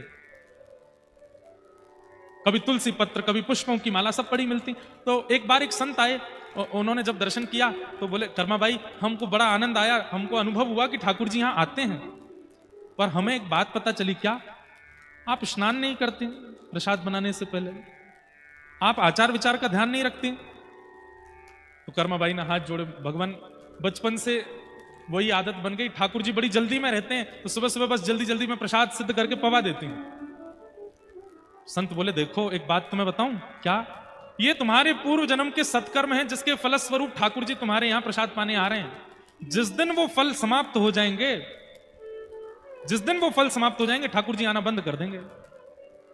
अगर तुम चाहती हो कि ठाकुर जी सदा सर्वदा तुम्हारे यहां आते रहें, उसके लिए तुम नियम करना शुरू कर दो। तो कर्माबाई बोली, मैं सब करूंगी, ठाकुर जी का आना बंद ना हो, आप कृपा करके मुझे बताओ। तो महात्मा ने नियम बताया, सुबह उठते स्नान करो। और कितने बजे आते हैं ठाकुर जी? बोले 4:30-5 बजे आ जाते हैं, सुबह सुबह भोर में मंगला में। तो तुम 2 बजे उठा करो रात्रि में, और 2-2:30 बजे उठ करके पहले शुद्ध जल से स्नान करो, फिर समुद्र में जाके स्नान करो, फिर समुद्र से लौटकर आके फिर शुद्ध जल से स्नान करो। 3 बार तो स्नान बता दिया। उसके बाद कोरी साड़ी पहनो, अप्रश्न, किसी ने छुई ना हो वो, और कुआ के जल से धोई गई हो, कुआ का जल निकाल के उससे धो करके सुखा के उसको पहनो। फिर तिलक लगाओ, स्वरूप लगाओ, और उसके बाद में चूल्हा का पूजन करो, जो लकड़ियां उसमें पधराओ उनका पूजन करो, जो पात्र पधराओ उसका पूजन करो, जितनी सामग्री डालो सब सामग्रियों को प्रणाम कर करके डालो, नाक पे पट्टी बांध करके, सुगंधी नहीं आनी चाहिए। कर्माबाई सब लिखती गई, बोले जी जी जी ऐसा ही करूंगी, ऐसा ही करूंगी, ऐसा ही करूंगी। 25 नियम बता दिए कर्माबाई को, और बोले अगर तुमने ऐसा किया तो ठाकुर जी तुम्हारे यहां आना कभी बंद नहीं करेंगे। कर्माबाई बोली ठीक है। अगले दिन सुबह सुबह उठ गई, 2 बजे उठ करके स्नान करने गई, स्नान करके समुद्र स्नान करने गई, समुद्र स्नान कर फिर घर पे आके स्नान किया, फिर कोरी साड़ी निकाली, कुआ के जल से धो के थोड़ी निचोड़ के सुखाई, वो पहनी। इतने में बज गए 4:30। अब कर्माबाई यहाँ पे पूजा की थाली सजा के बैठी हैं, चूल्हा का पूजन कर रही हैं। इतने में दरवाजा खटखटाया, जगन्नाथ जी आ गए, खोलो। उठ करके गई, द्वार खोला, महाप्रभु जगन्नाथ जी आकर के बैठ गए अपने आसन पे, सुभद्रा जी बैठ गई, बलभद्र जी भी आ गए। कर्माबाई को देखा क्या कर रही हैं, अभी तो चूल्हा का पूजन शुरू हुआ है। षोडशोपचार बता के गए पंडित जी, यहाँ पे रोटी डालना, यहाँ पे चावल डालना, यहाँ पे अक्षत डालना, यहाँ पे ये करना, इनको प्रणाम, इन देवता को, अन्नपूर्णा को प्रणाम। ठाकुर जी बैठे बैठे देख रहे हैं, माँ कितनी देर और लगेगी? कर्मा बोली बैठे रहो, अभी अभी अभी बना रही हूं। अब एक एक सामग्री डालें, दाल को प्रणाम करें, चावल को प्रणाम करें, घी को प्रणाम करें, सब नमक को प्रणाम करें, उसमें जो भी वस्तु डालनी सबको प्रणाम कर करके डालें। तभी ठाकुर जी बोले जल्दी कर माँ जल्दी कर, अरे जल्दी कर, मंदिर खुलवे को समय है, क्यों मैं जानो है। तभी उनका नाम कर्मा पड़ा, जल्दी कर्मा। लेकिन इतनी विलंब हो गई कर्मा बाई, ठाकुर जी ने जब प्रसाद पाया, थोड़ा सा ही पाया और थोड़ा सा पा करके ठाकुर जी दौड़े। कर्मा बाई बोली आज तक ऐसा नहीं हुआ, पूरा प्रसाद ठाकुर जी पाके जाते हैं, आज आधा अधूरा पाके गए, क्या बात हो गई। कर्मा बाई रोती रोती मंदिर गई, जगन्नाथ जी को देखते देखते पूछ रही आज आपने इतना कम प्रसाद क्यों पाया। ठाकुर जी ने उत्तर दिया आज तुमने इतना विलंब कर दिया, और मां एक बात सत्य बताऊं, आज तुमने क्या बनाया था, आज खिचड़ी में वो स्वाद नहीं था जो हमेशा आता है। कर्माबाई बोली आज मैंने पहले पवित्र जल से स्नान किया, फिर समुद्र के जल से स्नान किया, फिर पवित्र जल से स्नान किया, कुएं के जल से धुली हुई साड़ी पहनी, अपरस में तिलक स्वरूप लगा करके, एक एक वस्तु को प्रणाम करके, चूल्हा का पूजन करके, अग्नि का पूजन करके, अन्नपूर्णा का आवाहन करके। बोले बस इन सबको तो खिचड़ी में डाला, पर हमेशा जो प्रेम पिरोती थी कर्मा वो नहीं डाला, इसलिए स्वाद नहीं आया। कर्माबाई बोली बिना नहाए धोए तो आपकी पूजा भी नहीं होती, बिना नहाए धोए तो आपकी सेवा भी नहीं होती, बिना नहाए धोए तो आपका कोई आराधन भी नहीं होता। आपके शास्त्र कहते हैं कि स्नान करना चाहिए, शुद्ध अवस्था, पवित्र अवस्था। ठाकुर जी बोले जिनके विचार पवित्र नहीं है, जिनकी बुद्धि पवित्र नहीं है, जिनके चित्त में सीधापन नहीं है, भोले नहीं है हृदय से, उनको स्नान की आवश्यकता है, उनको नियम की आवश्यकता है, उनको अपरस की आवश्यकता है। पर कर्मा तू हृदय की इतनी भोली है, तू विचारों से इतनी समझदार है, तू हृदय की इतनी ज्यादा पवित्र है कि तेरे स्नान से हमको कोई औपचारिकता नहीं चाहिए, तू तो बस बनाया कर, हम आएंगे पावे। कर्माबाई ने अगले दिन फिर से बिना नहाए धोए जैसे बनाती बनाई, जैसे ही बनाई ठाकुर जी फिर दौड़ करके आए, आकर के प्रेम से पाया। तन की पवित्रता नहीं, मन की पवित्रता, हृदय की पवित्रता, विचारों की पवित्रता,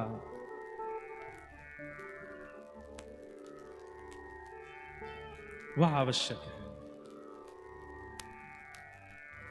तो शौच मतलब आप तन को पवित्र करते हैं, उसको शुद्ध करते हैं, उसको शुद्ध करने का प्रयास करते हैं, वो एक बात है।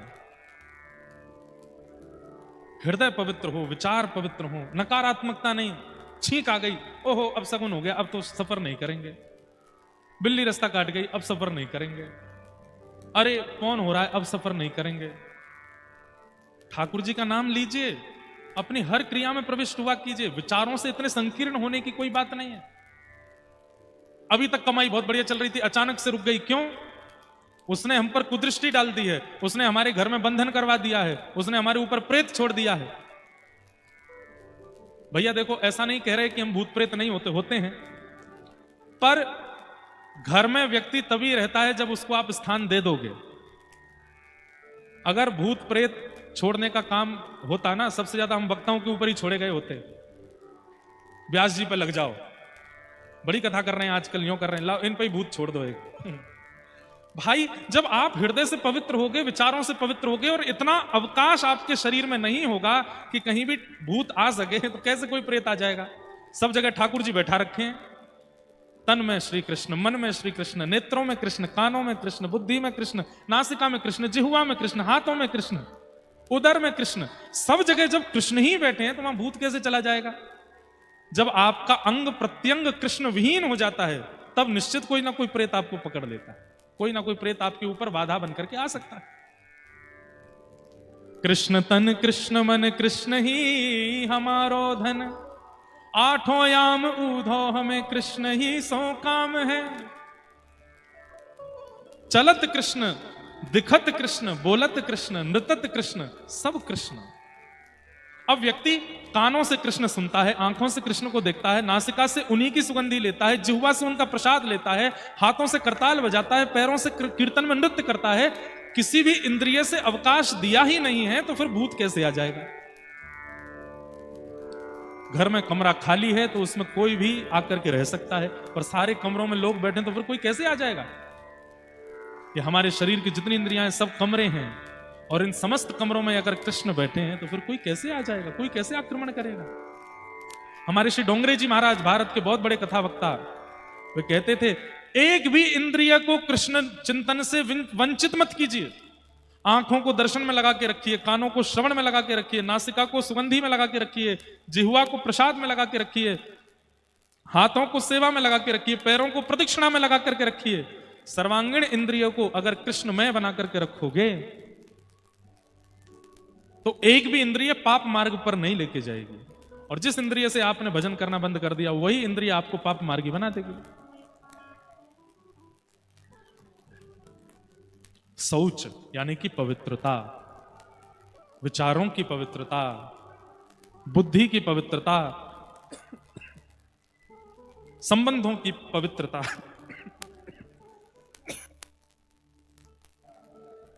पवित्रता, शौच। और उसके बाद कहा इंद्रिय निग्रह। इंद्रिय निग्रह बंधुओं, एक नियम तो बना लीजिए अगर आप हमारी बात माने तो। कटनी की कल इस कथा के विश्राम के पश्चात एक नियम तो कथा का धारण कर लीजिए। क्या? कम से कम भोग जो भी आप पाते हैं दिन भर, जो भी खाते हैं, मुख के अंदर लेके जाते हैं, वो ठाकुर जी को निवेदित करके पाइए। बिना ठाकुर जी को निवेदित करे कुछ मत पाइए, और वही पाइए जो ठाकुर जी को निवेदित हो सकता है। जो निवेदन नहीं किया जा सकता उसका उपभोग मत कीजिए। भगवान गीता में कहते हैं भुंग्यते त्वघम पापात ये पचंत्यात्म कारणम। आपने गंगा स्नान किया, आपने तीर्थ यात्रा की, आपने यज्ञ किया, अनुष्ठान किया, उससे जो आपको पुण्य प्राप्त हुआ, और आपने एक समय का भोजन बिना ठाकुर जी को निवेदित करे अगर पा लिया तो आपके द्वारा किए गए जो पुण्य थे वो नष्ट हो जाएंगे। बिना ठाकुर जी को निवेदित किए पाना कितना बड़ा पाप है। और एक बात बोल दें, अब फंस गए आप लोग। अगर ये बात आपने नहीं सुनी होती और बिना निवेदित किए आप पा रहे होते तो कोई दिक्कत नहीं थी, पर अब सुन ली और अब भी निवेदित करके नहीं पाया तो पाप जरूर लगेगा। इसलिए ठाकुर जी को निवेदित करके पाओ, और वही पाइए जो ठाकुर जी को निवेदित हो सकता है। जो ठाकुर जी को प्रस्तुत नहीं हो सकता उसको मत पाइए। बहुत इच्छा होती है ये पावे, ये पावे, ऐसा पावे, घर में सिद्ध कीजिए, ठाकुर जी को भोग लगाओ, उसको पाओ। इंद्रिय निग्रह। इंद्रिय निग्रह में पहली बात वही पाइए जो ठाकुर जी को निवेदित हो सकता है। इंद्रिय निग्रह में दूसरी बात वही पहनिए जिससे आप ठाकुर जी के हो ऐसा पता चले।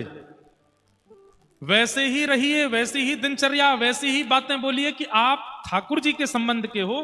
आपकी वाणी से, आपकी चाल ढाल से, आपके पहनाव ओढ़ाव से ही पता चले। जैसे धनवान व्यक्ति का चाल चलन ही बता देता है धनवान है। इतनी सारी अंगूठी यहां पहन रखी हैं, गले में खूब मोटी जंजीर पहन रखी है, कानन में खूब बढ़िया सुंदर कुंडल पहन रखे हैं। निवेदित हो जाता है कि ये धनवान है। विद्वान की गतिविधि विद्वत्ता का वर्णन कर देती है।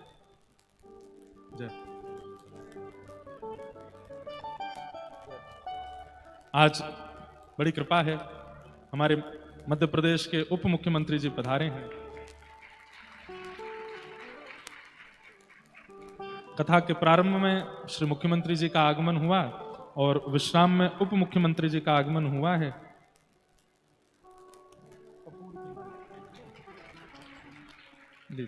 जय आओ।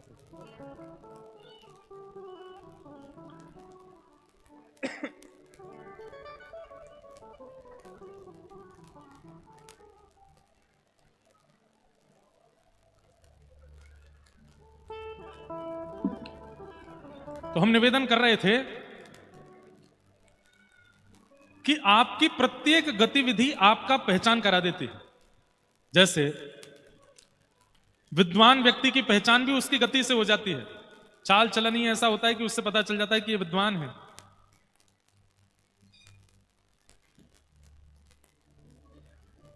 धनवान व्यक्ति की भी गतिविधि बता देती है कि वो धनवान है।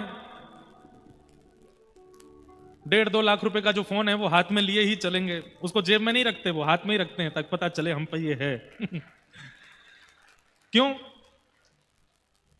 सब लोग अपना भेष धारण करते हैं, भक्त क्यों नहीं धारण करते?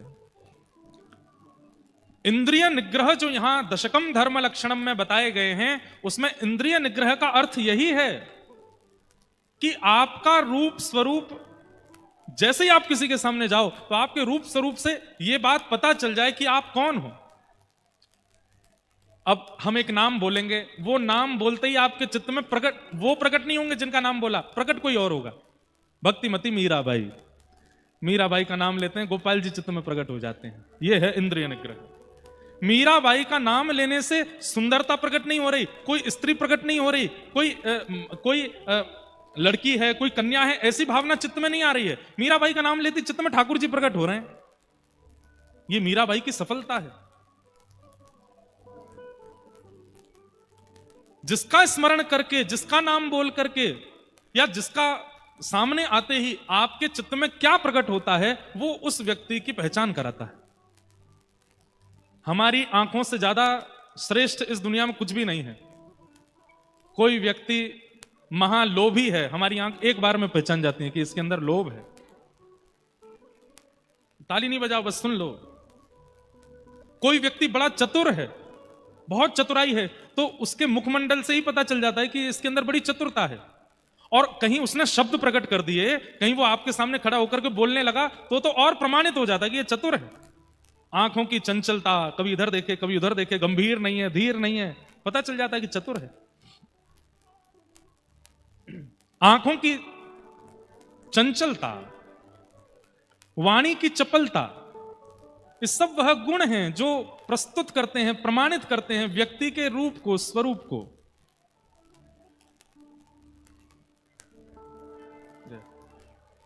श्री राधा रमण लाल की जय।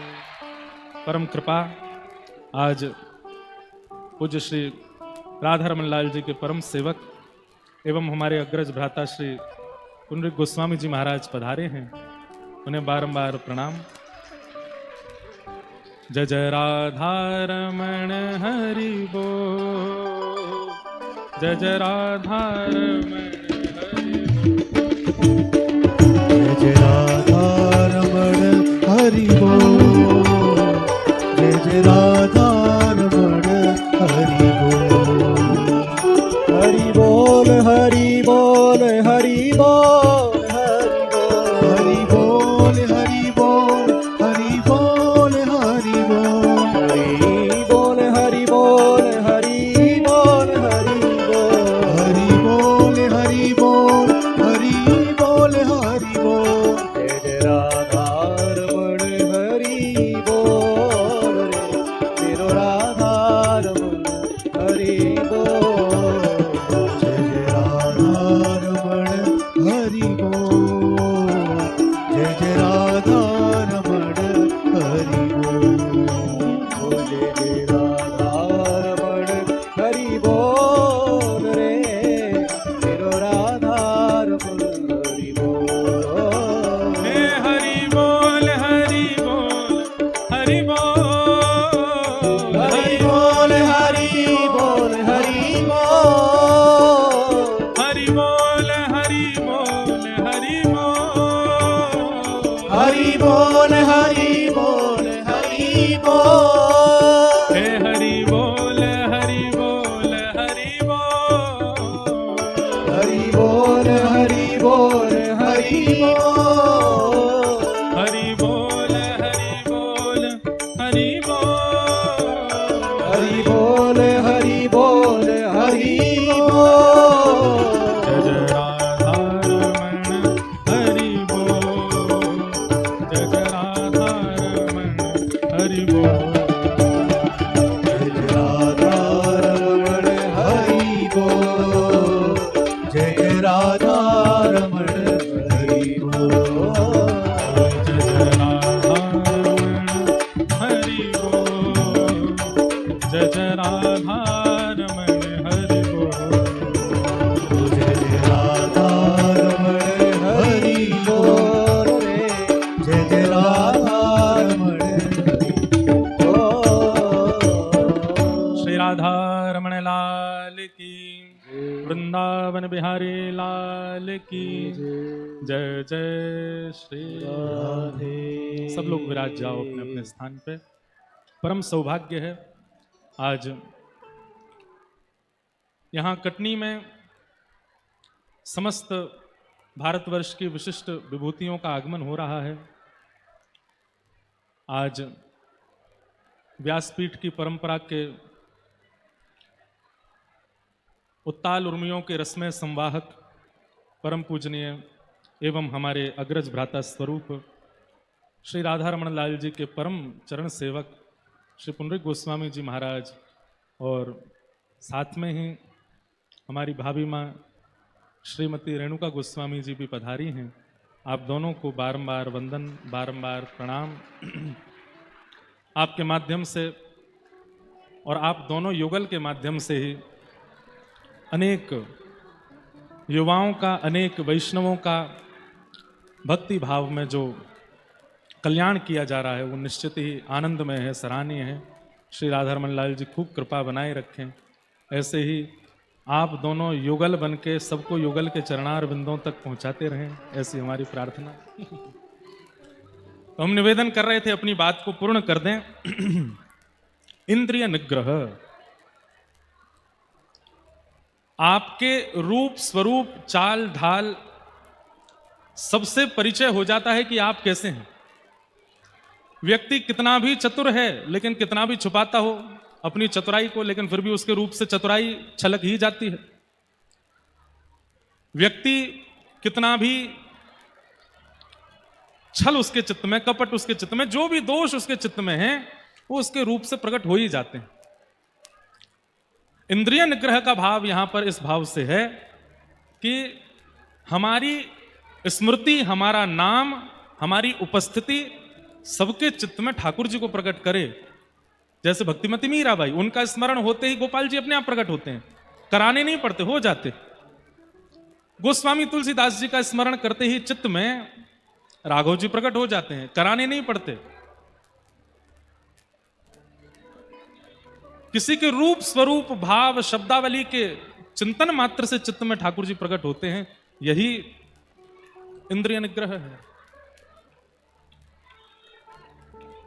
इस प्रकार दशकम धर्म लक्षणम के 5 सोपान आज पूरे हो रहे हैं, 5 और बचे हैं, उनको हम पूर्ण करेंगे। आज कथा भी विलंब तक चली है। महाराज जी की प्रतीक्षा ही कर रहे थे कि आप पधारें, उसके बाद कथा को विश्राम देंगे। एक बात और सब लोग सुन लीजिए।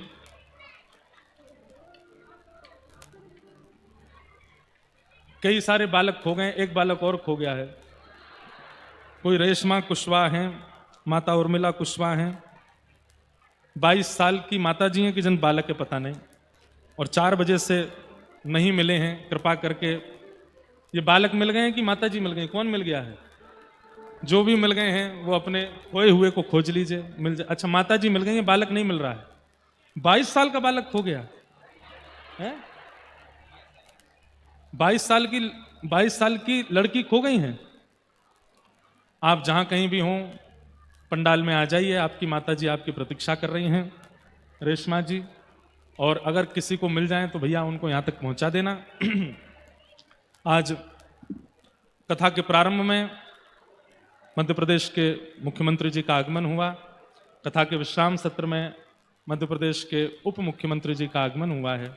आपको भी बहुत बहुत वंदन, जिनकी कृपा से आज अनेक वैष्णव श्री रामानुज वैष्णव परंपरा में अवगत हो रहे हैं। ऐसे परम पूजनीय प्रातः स्मरणीय श्री जगन्नाथपुरी धाम से हमारे मध्य में विराजमान हमारे गुरुतुल्य श्री इंदिरा रमणाचार्य जी महाराज विराजमान हैं, उन्हें भी बारंबार प्रणाम। वृंदावन से हमारे पूज्य श्रीमन माँ दुगोड़ेश्वर श्री वैष्णवाचार्य श्री पुंडरीक गोस्वामी जी भी पधारे हैं। अभी उनके भी भाव हम लोग श्रवण करेंगे। तत्पश्चात आज श्री गोवर्धन से साक्षात गिरिराज जी की रज लेकर के आप सबके मध्य में श्री बाबा चित्र विचित्र महाराज जी भी पधारे हैं और उनकी भावांजलि भी अभी यहाँ होगी। आप सब लोग उसका भी सुख आनंद सब लीजिएगा। कल भी इसी क्रम से सारे भाव रहेंगे। दोपहर में कोई उत्सव रहेगा, शाम संध्या में कथा होगी, रात्रि में फिर से उत्सव रहेंगे। आप सब लोग खूब प्रेम भाव से पधारिएगा। आज की मंगल कथा को प्रेम से विश्राम दें। उससे पूर्व 2 क्षण भगवान नाम वृंदावन को स्मरण करते हुए, और कल वृंदावन रसामृत उत्सव होगा कथा में, आप सबको पहले ही बताया, वैसे ही बन करके कल पधारिएगा। राधे राधे जी राधे।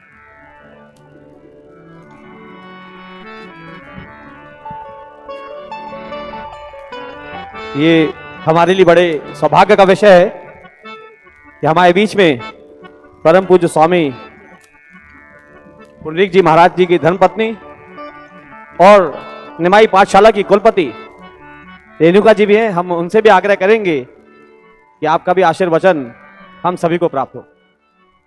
एक मिनट वहां पे जरा व्यवस्था रोक लीजिए ना।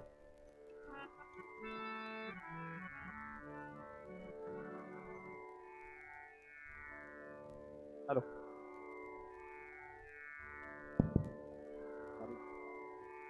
वंदेहं श्रीगुरौ श्रीयुतपदकमलं श्रीगुरुन् वैष्णवांश्च श्रीरूपं साग्रजातं सहगण रघुनाथान्वितं तं सजीवं साद्वैतं सावधूतं परिजनसहितं कृष्णचैतन्यदेवं श्रीराधाकृष्णपादान् सहगण ललिता श्रीविशाखान्वितांश्च। हरे कृष्णा कृष्णा कृष्णा हरे हरे, हरे राम राम राम हरे हरे।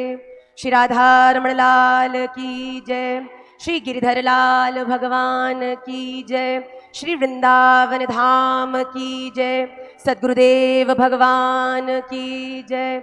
जय जय श्री राधे, जय जय श्री राधे, जय जय श्री राधे श्याम निताई गौर हरि बोल, गौर प्रेमानंदे हरि हरि बोल। वांछा कल्पतरुभ्यश्च कृपा सिंधुभ्य एव च पतिता नाम पावनेभ्यो वैष्णवेभ्यो नमो नमः।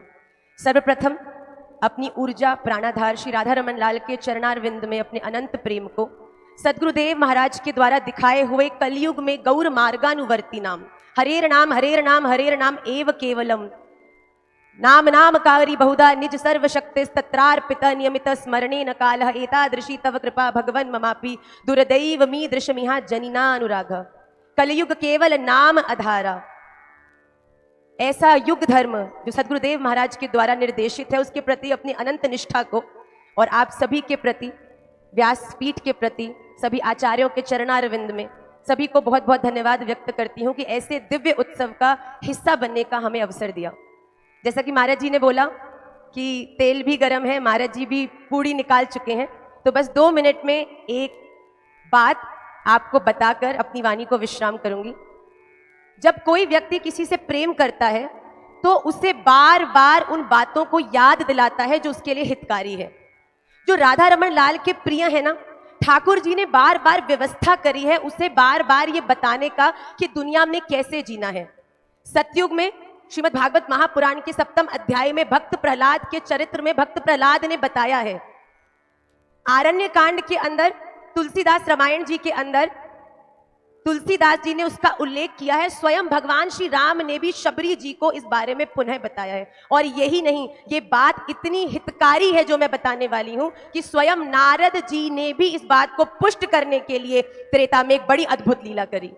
जब प्रभु राम अपना वनवास काटकर वापस आए और अयोध्या के राजा हो गए, तब प्रभु राम को ने आज्ञा दी कि बहुत बड़ा ब्राह्मण भोज होना चाहिए। जब ब्राह्मण भोज संपन्न हुआ तो भाई शत्रुघ्न जी को कहा कि जाके सभी ऋषि मुनियों के, सभी ब्राह्मणों का तिलक किया जाए। शत्रुघ्न जी बड़े प्रेम से, सम्मान से एक एक का तिलक करते चल रहे थे। उसी पंक्ति में दुर्वासा ऋषि जी और नारद मुनि जी भी बैठे थे। जैसे दुर्वासा ऋषि जी के पास पहुंचे, तिलक करने ही वाले थे कि नारद जी ने हाथ पकड़ लिया। अरे क्या करते हो भैया? शत्रुघ्न जी ने कहा भैया ने आज्ञा दी है, तिलक करना है। तो नारद जी ने कहा तुम जानते नहीं हो दुर्वासा ऋषि हैं, बड़े क्रोधित हैं, ध्यान में बैठे हैं, इनको छेड़ो मत, जब इनका ध्यान पूरा हो जाएगा तब तिलक कर देना। तो जैसी नारद जी ने आज्ञा दी, शत्रुघ्न भैया आगे बढ़ गए, नारद जी का तिलक किया। और नारद जी को तिलक करने के बाद जब भैया कुछ आगे बढ़ गए तो नारद जी ने दुर्वासा ऋषि जी को कौनी मारी। दुर्वासा ऋषि जी का ध्यान पूरा हुआ तो उन्होंने कहा क्या हुआ? तो नारद जी ने बोला दुर्वासा तू तो कौड़ी का ऋषि है। तो नारद जी की बात सुन के दुर्वासा ऋषि को बड़ा क्रोध आया, आप ऐसे क्यों बोलते हो? तो नारद जी ने बोला देख, पंक्ति में जितने लोग बैठे हैं सबका तिलक हुआ है, पर तेरे ही ललाट पर तिलक नहीं। ऋषि मुनि है, उनको बड़ा क्रोध आ गया। तुरंत ही कमंडलू से जल निकाला और श्राप देने वाले थे, वैसे ही नारद जी ने रोक दिया। नारद जी ने कहा, अरे तुम्हारा क्या अधिकार है इसको दंड देने का? अब तो प्रभु राम आ गए हैं, राजा विराज रहे हैं, राजा के पास जाओ और सुनो, राजा को ये पहले बता देना कि आपको हनुमान जी की सौगंध खानी पड़ेगी कि जो मैं आपको बात बताऊंगा उस व्यक्ति को आप दंड अवश्य दोगे।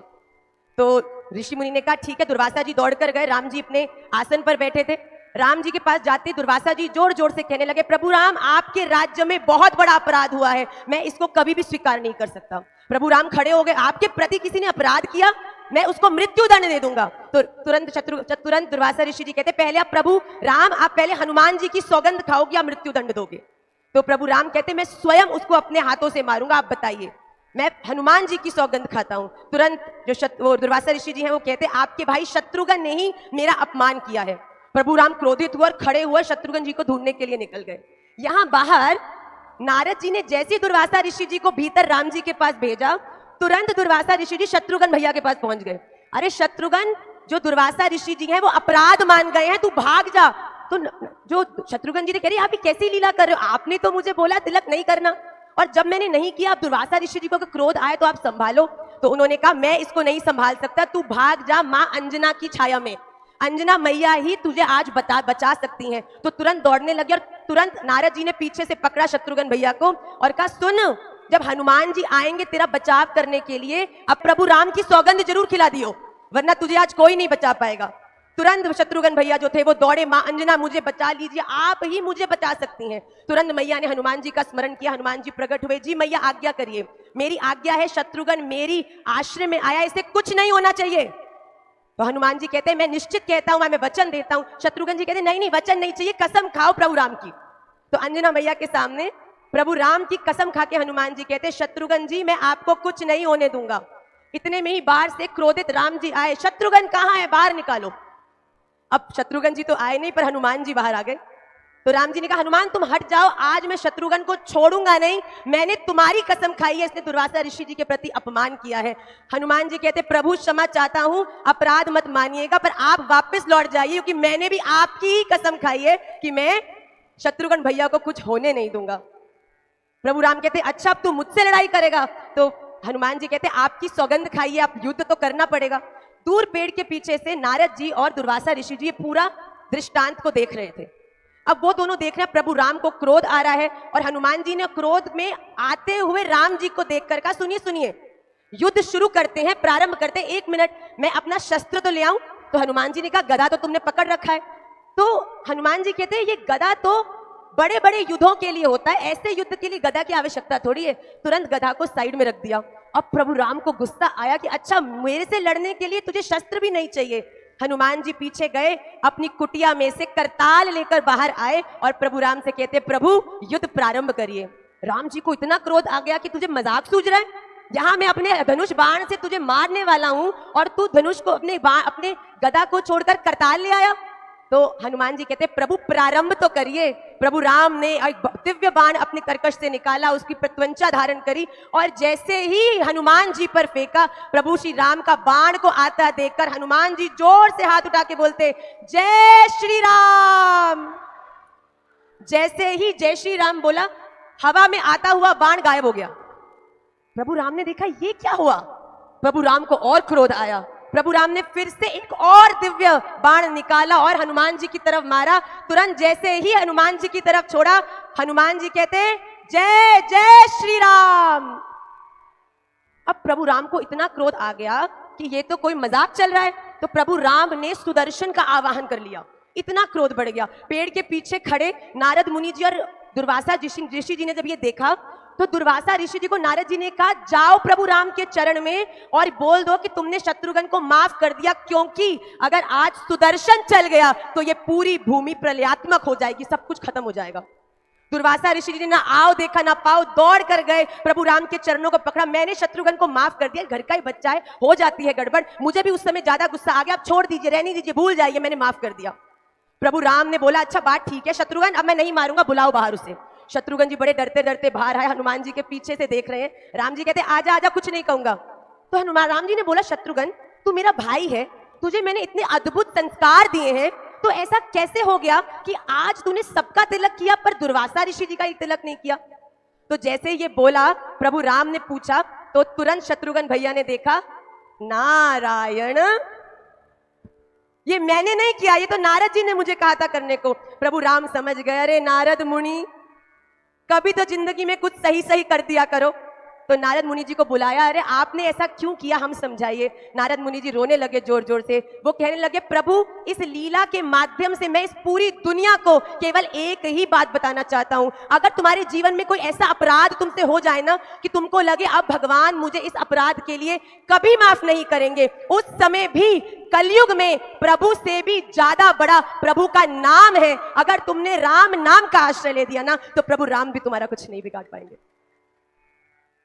कलयुग केवल नाम आधारा। हमारे श्रीमन चैतन्य महाप्रभु जी ने कहा है, वाग गद गदा द्रवत यस्य चित्तम रुदत्य भीक्षणम हसति क्वचिच्च विलज उद्गायते नृत्यते च मद भक्ति युक्तो भुवनम पुनाति। मेरा ऐसा भक्त जो मेरा गीत गाता है, मेरा कीर्तन करता है, मेरा नाम लेता है, उसके कारण ही ये दुनिया पवित्र है। भक्त प्रहलाद ने कहा, श्रवणम कीर्तनम विष्णु स्मरणम पाद सेवनम अर्चनम वंदनम दास्यम सख्यम आत्मनिवेदनम। तो आप श्रवणम कर रहे हैं, कीर्तनम भी अभी आपने किया। इस दुनिया में हर काम करिए, किसी ने नहीं रोका, कुछ नहीं छोड़ना, कहीं नहीं जाना, जहां हो हर काम करते करते अगर आपने प्रभु राम के नाम का आश्रय ले लिया ना, तो मैं साक्षी कहती हूं, जैसे प्रभु राम का नाम लेने से राम जी भी हनुमान जी का कुछ नहीं कर पाए, इस प्रकार ये कलयुग का संस्कार भी आपका कुछ नहीं कर पाएगा। इसलिए हरेर नाम हरेर नाम हरेर नाम एव केवलम कलौ नास्तेव नास्तेव नास्तेव गतिरन्यथा।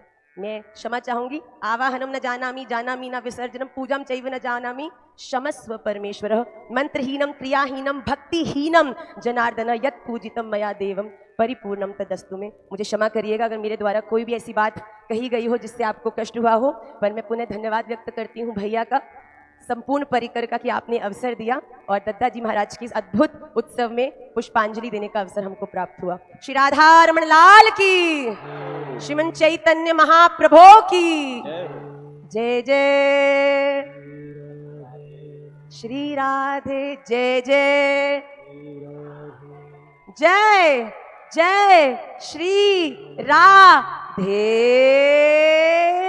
श्याम। श्री राधे। अद्भुत और इतने